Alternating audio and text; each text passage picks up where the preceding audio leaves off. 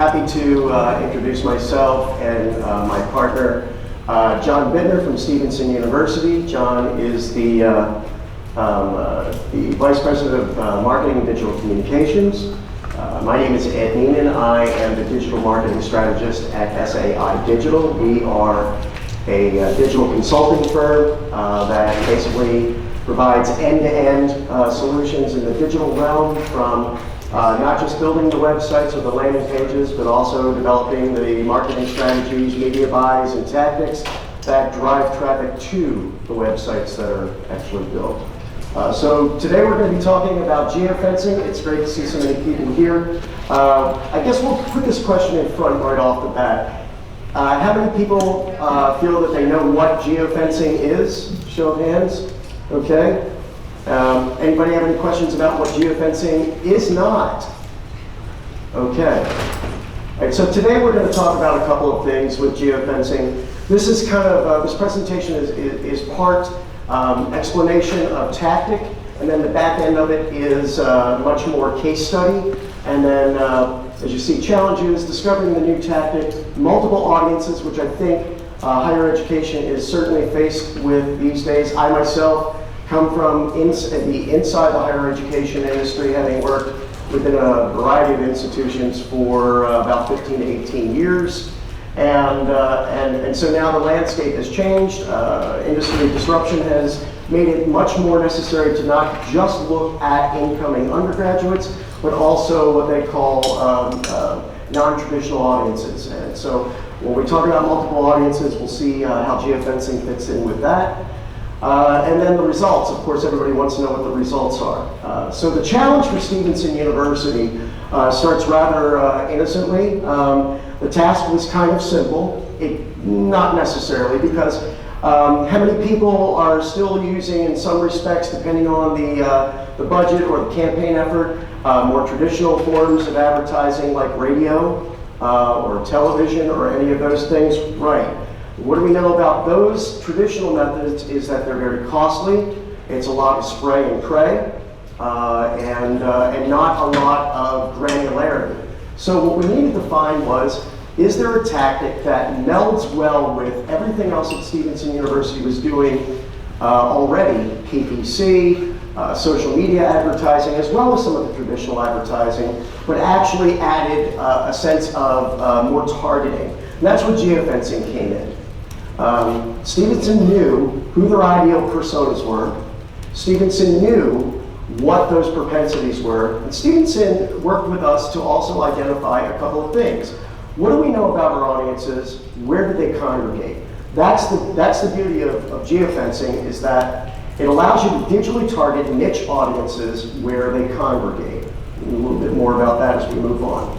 But they wanted to do not only just add a tactic that worked well in the digital realm, but also was responsible to a very trusted companion, which is this, our mobile phones. And so that's one of the mobile phones, tablets, and laptops, but predominantly mobile phones, and I'll explain why. Geofencing, again, is a granular tactic that allows to drive traffic to the top of the funnel, but also identify who those niche audiences are, finding out where they are, and serving your messages to them while they're congregating in locations that we already know. Geofencing basically allows you to put a virtual boundary around anything. This conference, as a for instance. You could geofence locations, public events. Basically any physical location that you can identify, you can geofence. You could theoretically geofence the entire globe, although that wouldn't be very granular. So again, geofencing is location-based, it's precise, and it allows you to target potential prospects across a variety of different audiences where they are. So this works quite well, as you can probably guess, for professional graduate student prospects, as well as undergrads, as well as transfer students. It works based on a couple of things. We usually leave our devices location enabled. I use mine for mapping and other things like that, or finding a good restaurant last night. Good restaurants near me. All right, so your phone is always, most of the time, location enabled. So when that phone and the person carrying it enters through the virtual boundary of the geofence, you then have now geo-captured them. You now can serve your ads to them. And how does that work? Well, once they're geofenced, once you've captured them, you then have the ability to serve ads as they go through their phone on breaks, lunchtime, whatever, reading news articles, things of that nature. Anything that's on the Google Ad Network, you then have the ability to supersede that advertising and put your messaging in front of those folks that you've geo-targeted. Also gives you the opportunity to not only just serve an ad, but all of the multiple ad sizes that conform well with the Google Ad Network based on device and based on space availability. So as you can see, here's a sample campaign for a Stevenson University open house. You also see the other important aspect is, I always talk about, like, yes, digital gives us an opportunity to think that we've created a set it and forget it type of tactic, when in fact we know that we need to go in and always analyze the data. Through the Google Data Studio, Geofencing that we provide here, you'll see, this is just one screenshot that shows which ad size is delivering what number of impressions and what that click-through rate is per ad. So needless to say, if one ad is performing much better than another ad, money can be shifted or to actually support that higher performing ad. Also, it's a traffic driver to what? Dedicated landing pages that you yourself create, or if you have a digital partner, they create for you. Best to bear in mind, of course, I know that we live in a mobile responsive world, but it bears repeating, making sure that the landing pages are mobile responsive. And then traffic retargeting. This is the most important aspect, kind of like what I think we've all been talking about retargeting in a lot of our conferences, but retargeting in geofencing is especially important because A, you've already identified the audience, B, you've already geo-captured them, and C, now for a period of up to 30 to 45 days, you can retarget message them. That doesn't necessarily mean you have to show the same ad that you originally, your first touch ad, but then retargeting ads, especially if it's event-driven, where, as you'll see here, the first ad talked about the open house that was coming up. Well, all right, that date came and went. We still have people that are part of this geofenced audience. And once they, it's also important to say, once they leave that location, they're still geo-captured. So in other words, let's just say we were to geofence this conference and everybody leaves tomorrow, you could very well be seeing ads for the next 30 plus days.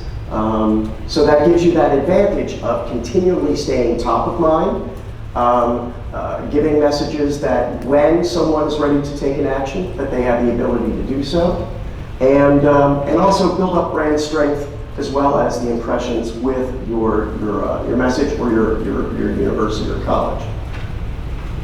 So getting granular means, in the case of Stevenson University, first thing we focused on was a couple of professional graduate programs. Anybody who is interested more in professional graduate versus traditional undergraduate? Okay. All right. This point will be especially valuable. Professional graduate programs for Stevenson University Online were nursing and healthcare.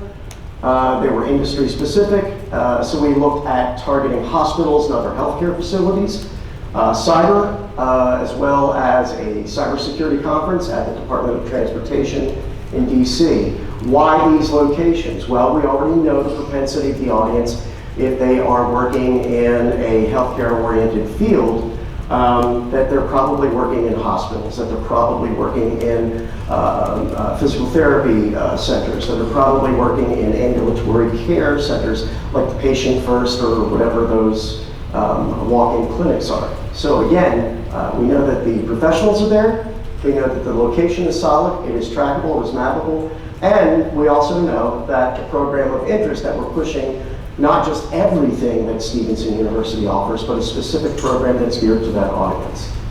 And then discussion of implementing a new tactic.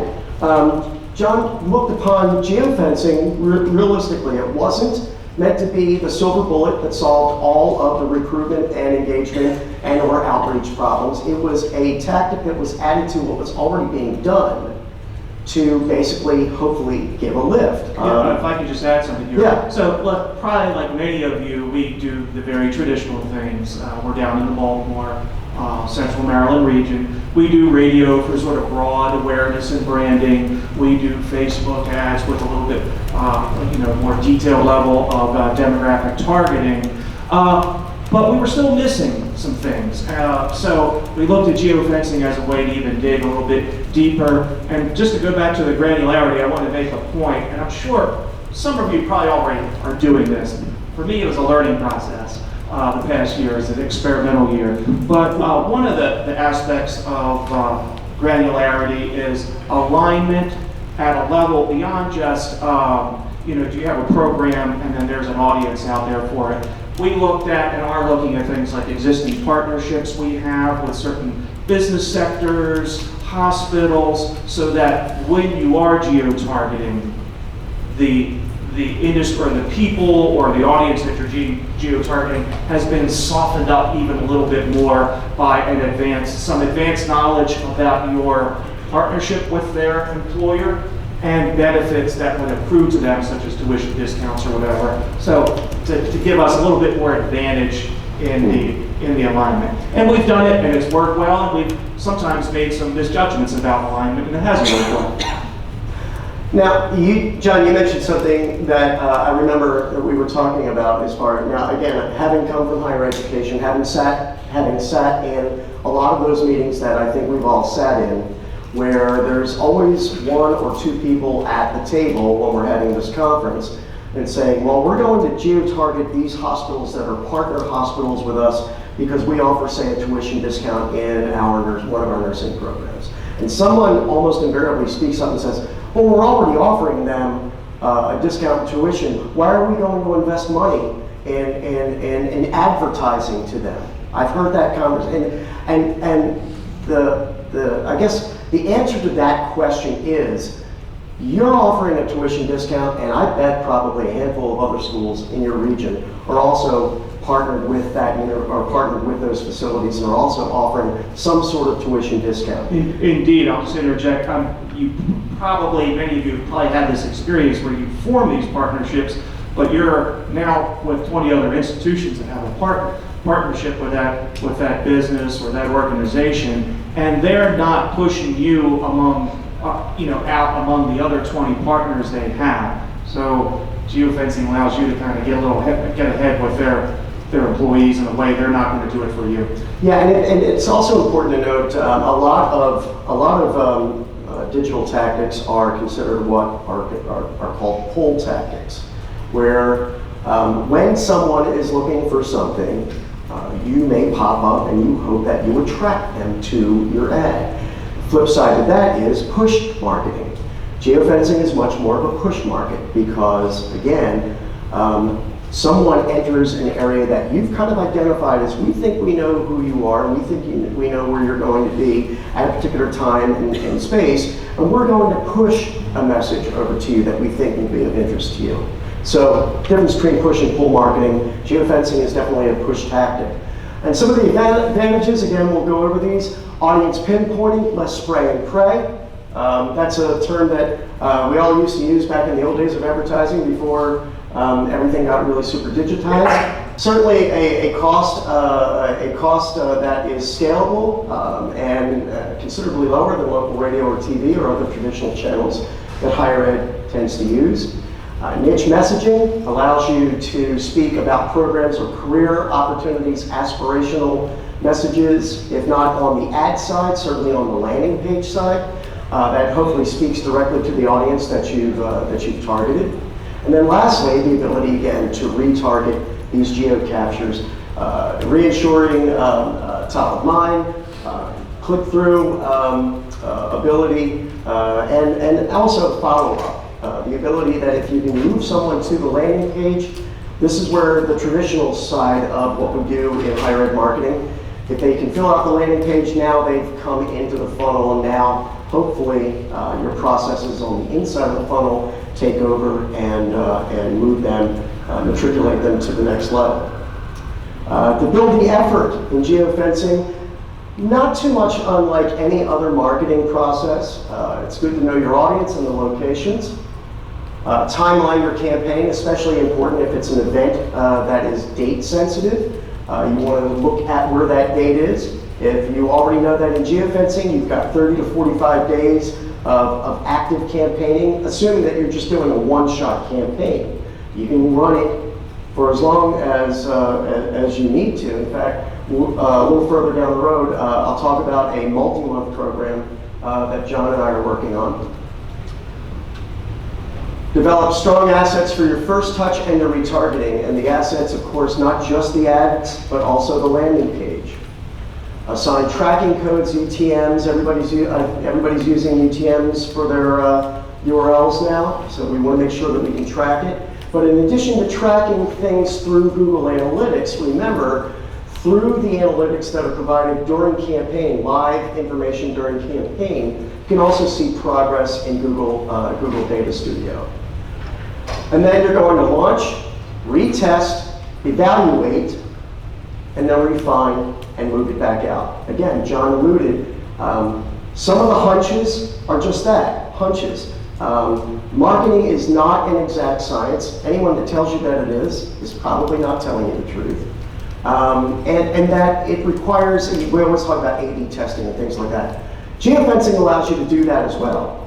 And you can A/B test particular one ad versus another ad, geo-target a couple of locations with ad A, geo-target a couple of locations with ad B, see what the performance is like as you're looking at data during the campaign, realizing that, wow, ad B is actually outpulling ad A. Let's shift all of the assets now to the ad for the B portion, make that the A and the B portion, and use that ubiquitously across the campaign.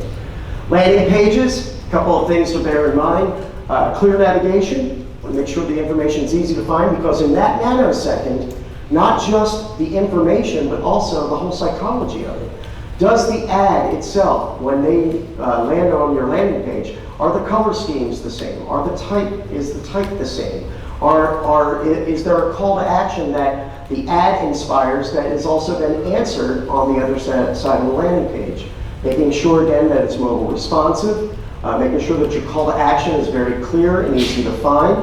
And in the case of even undergrads, I've sat in a lot of meetings with undergrad admissions folks and open houses, and so it's not just graduate students that are interested in career advancement, but also the parents and the undergrads. I mean, it kind of blew me away when I started sitting in some of the open houses when I was working at Buettner, how parents were asking about their son or daughter, how quickly are they going to go to co-op? Are they going to co-op in their first year? Because I want to make sure that what I'm paying for and what my child is learning is actually already being applied in a work environment, the explorational aspect of things. So it's important to also make sure that your content talks about what the career implications are. Multiple audiences in geofencing. Primary audiences include, and just kind of talk about this in a second, prospective traditional undergrads, high school junior seniors and their parents, prospective transfer students, associate degrees, two-year schools, with articulation agreements. And again, this goes back to the having a partnership. Articulation agreements with community colleges are very much like a partnership, in that someone may say, well, we already have an articulation agreement with Cecil Community College. Why would we go ahead and advertise? It's like, because you still need to move them off the dime and over to your side of the consideration. So you could theoretically geofence a community college and move your message to complete your degree at my university. And then lastly, prospective graduate students, professionals and working adults with part-time degree needs.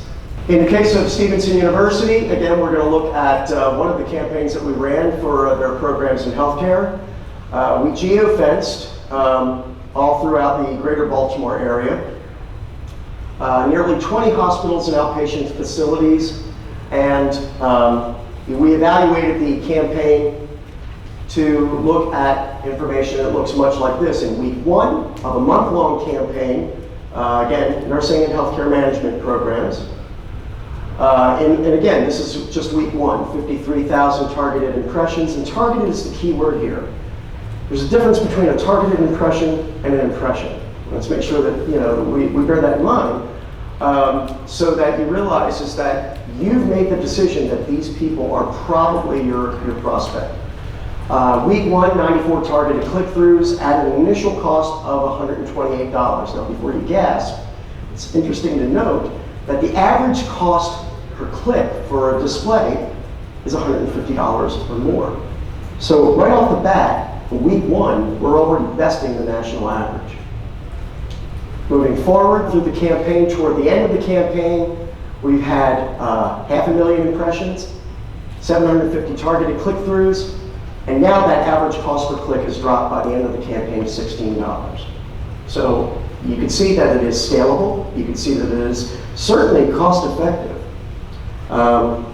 And then switching to undergraduate efforts, this is where I was alluding to earlier. Stevenson University is working with an undergraduate outreach campaign that is probably, where are we, like month 3 or 4? Yeah, we're month 3, 4 into a campaign that is focused on students who are traditionally underrepresented at our campus. So we obviously want to get more inquiries and have more visits and more enrollments. So we are trying this outside of our SUO, our Stevenson University Online, which is focused on adult students.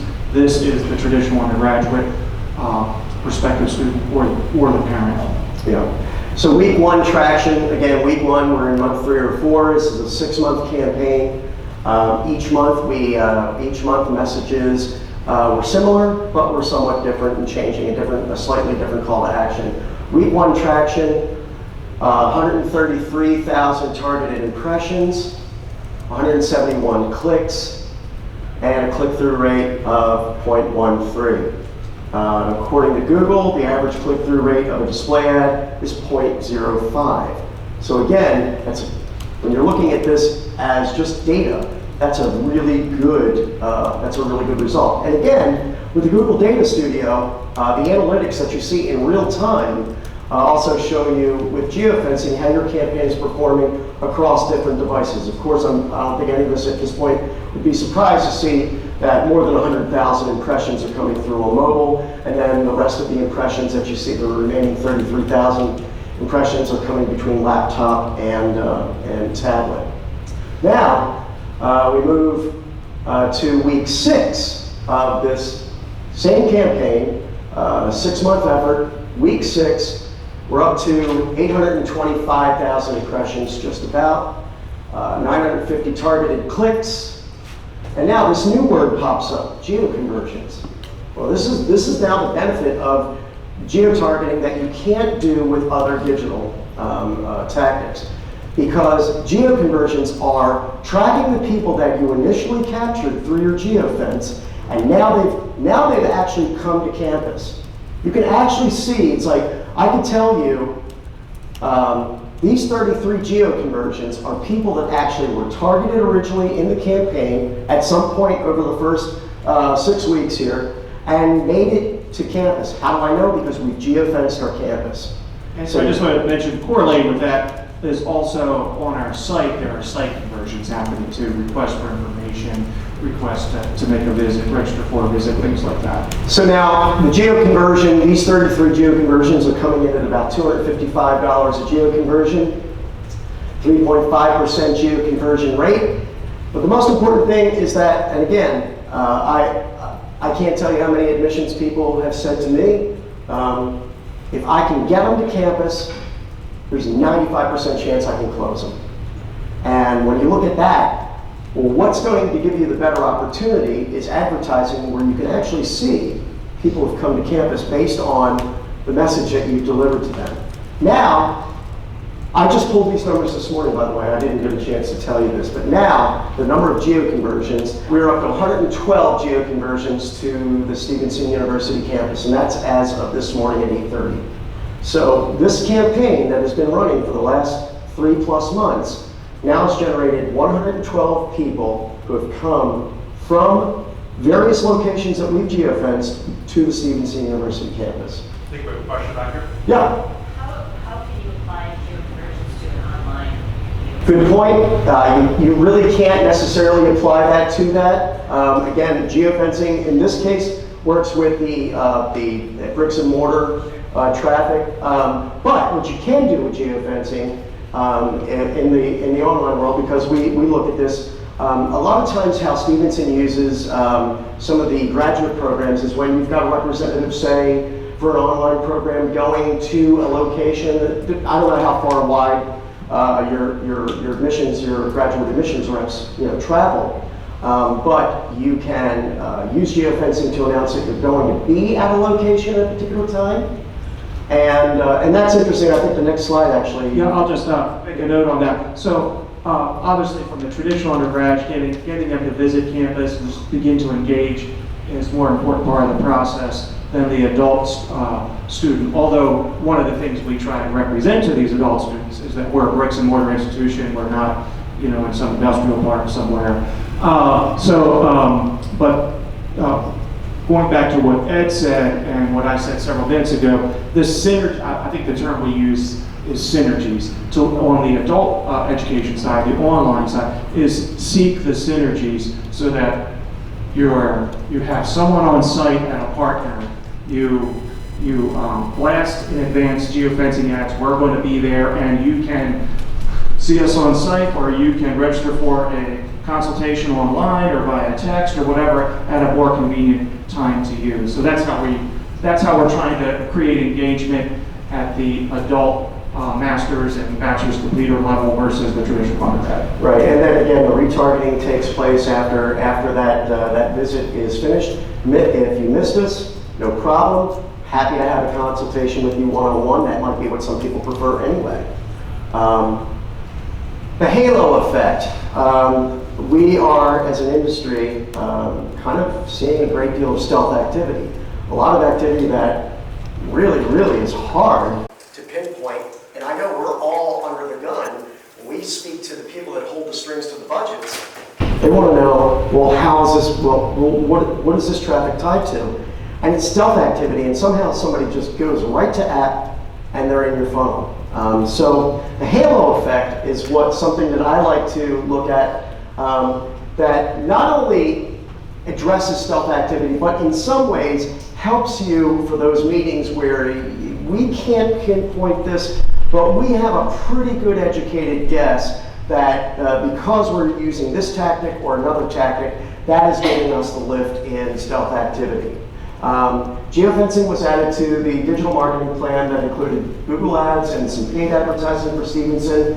And so I was speaking with one of John's staff members about, well, what are you seeing, in weeks that you didn't do geofencing for certain programs versus weeks that you did? Did you notice a difference? And he said, that's really funny you would ask that, because in weeks that we ran geofencing, we got about 60 to 70 inquiries a week. Now, we're not necessarily tracked to the geofencing, but in weeks that we didn't run geofencing, that dropped to about 30 to 40. So we're looking at a 50% shift either way. Indeed, we just we're looking at year-over-year numbers for Stevenson University Online, and this past year, since it started fall, September really of 2018, where we began to introduce geofencing tactics into our marketing mix, we have generally seen about 11% increase in traffic to our website and about a 16% increase in inquiries. And really the only difference, the major difference year over year in our use of different marketing channels is the introduction of geofencing. There's some other things we've turned on and turned off, but as far as big, broad, major marketing types of activities, geofencing was the clear difference year over year. And to be fair, it's easier to be able to make that assessment when you're only maybe adding one tactic at a time. But again, because nothing in digital is set it, forget it. We all should be continually evaluating what's happening with our campaigns, and one way to see a difference is evaluating all of your tactics and being able to see what's like, well, we're getting a lift from this, and you can still see that in analytics. So you're getting a lift from this, not so much of a lift from this. And I think John even said that in some respects with certain programs, PPC just didn't work, you know, or it didn't work as well as you would hope it had. Fair to say that it still helps build the brand. Yes, but I will say this, and I'm sure there are people here having successful pay-per-click and Google ad strategies for their institutions. For us, it's kind of tepid. I see things like geofencing and some other things that we do as more productive for our market than the traditional Google ads, pay-per-click, search engine marketing. So, last portion of the presentation is... There was a question. Oh, I'm sorry. I'm sorry. Oh, yes, hi. Can you explain what you mean by stealth activity again? Stealth activity when you're running a lot of programs, a lot of advertising programs, and traditionally if someone clicks through something, you expect to be able to see that track go all the way through, all the way into the top of the funnel, and possibly, depending on how sophisticated your tracking is, all the way through the end of the funnel to matriculation to enrollment. Stealth activity is where you've got people going directly to application, even though you ask them, how did you hear about this? It might be clicked other. There's really no way of scientifically tracking an applicant to something that you've done. And so, and again, It's the problem of attribution, basically, to some degree, Yeah. as well as other things. so yes. I'm trying to connect some dots from a previous slide. You were showing the results from display, and then you showed some things about that it was from Google and from social.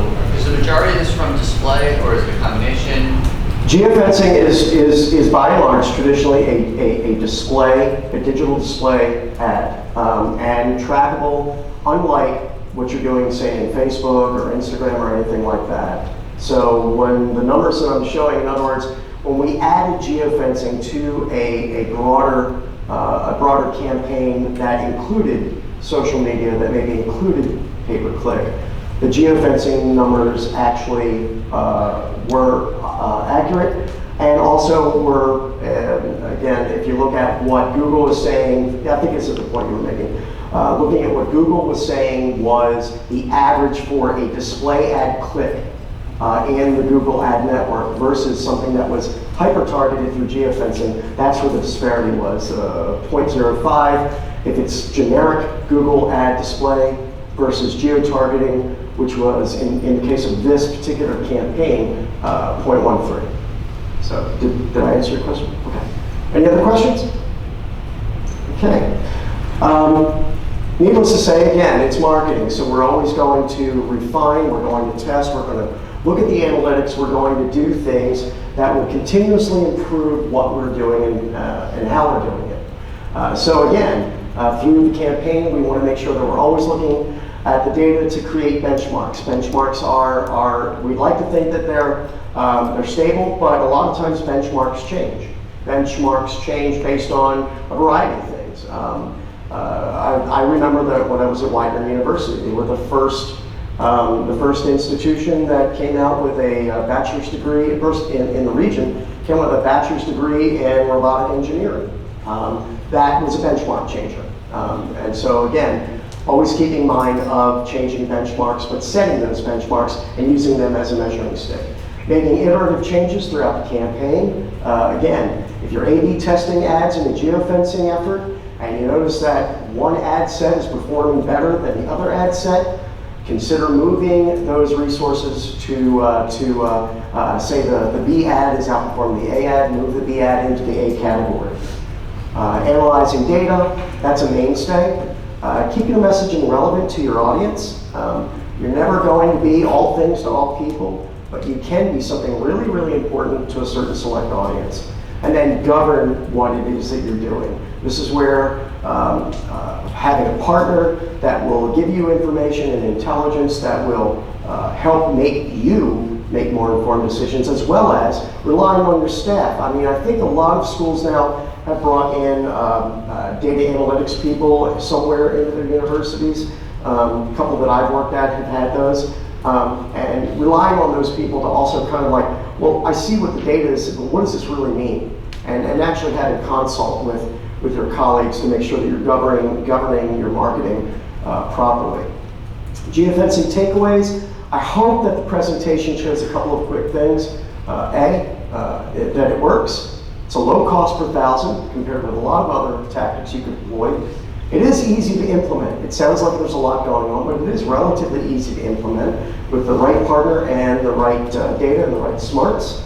And that it produces results, very similar to what Stevenson University has realized in the last year. John, did you have anything, was there anything else that you wanted to offer? Or? Well, I just want to again go back to the point. It's been an experimental year for us. We're probably a little late on the uptake of this strategy, but like everything, that I think part of the learning curve for us is one, choosing the demographic targeting and with the geo-targeting. So again, know your audience, know your product. Is this going to be likely received well? I'll tell you of a big miss we had and a great success we had. The big miss was we have a, well, this isn't the miss part, but we have a niche in our online programs in master's and some bachelor's completer programs that are focused on the fields of forensics. Not only forensic science and CSI, but the more legal aspects of forensic investigations, forensic accounting, cyber forensics. These are degrees, these are programs that would appeal to people who work in maybe federal agencies and auditing, accounting, obviously in banking and finance, but in defense, many different industries. So we tried to use a synergy that we had, but we made a miscalculation. The synergy was this U.S. Department of Transportation cyber crimes, cybersecurity conference that was being held in D.C. Our business development associate, secured a sponsorship, got a table there. We produced materials for that, and we decided to geofence it as well. But we got no inquiries out of it. I think we might got a little awareness. We definitely had some people stop by the table and say they saw our ad. It had an incentive in it, which was come by our table and you get, you'll in a free raffle for a $100 Amazon gift card, a $50 Amazon gift card. But the fact is the conference was for professionals in an area in Washington, D.C., where advanced degrees were already held by many of these people because they were mid or high-level managers, administrators in federal agencies. So bad choice in demographics. We tried. It was limited. I don't think it was much of a loss for us, but it was a good lesson. Fast forward to a couple weeks ago, we did a program with a partner, and our BDA, our business development associate, was going to be on site at four of this partner's hospitals in the Baltimore region. And he was going to be there a couple hours and have an information table and talk to staff about the partnership and what degree programs we can offer them. Nursing and healthcare degrees are largely the interest here, but others also apply. And we've already gotten some preliminary data. That campaign finished about a few days ago, and we've gotten 44 inquiries out of those partnership visits. But talking with the BDA, some of those inquiries are coming from online or through contact by phone or text. The BDA didn't get 44 inquiries on site. I think it was the geofencing put the awareness there at a time for our fall admission cycle that we're here, we have programs, and we have a discount, and we're local, we're bricks and mortar, we can support you. So those synergies, I think, worked in a short-term campaign like that, and we're going to repeat things like that in the future. Again, we'll continue to test this, watch the numbers, watch the cost per inquiry, watch the cost per enrollment. But right now, it fits well within our marketing budget, and we're going to continue. Okay.